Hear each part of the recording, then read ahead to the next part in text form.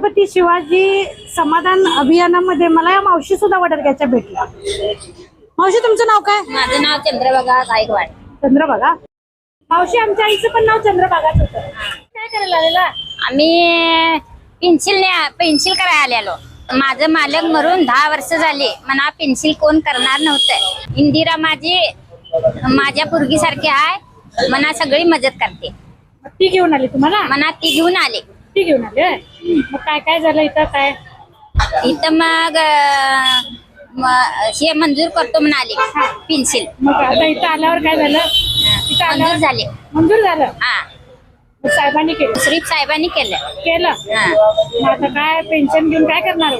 Pencil घेऊन काय आता गुडघं दुखत्यात, काय बी बरं नसतंय, ती मना झाली। चांगलं वाटतंय? कसं वाटतंय? चांगलं वाटतंय। साहेब कसे आहेत? साहेब देव माणूस आहेत, आमची पेन्सिल करली।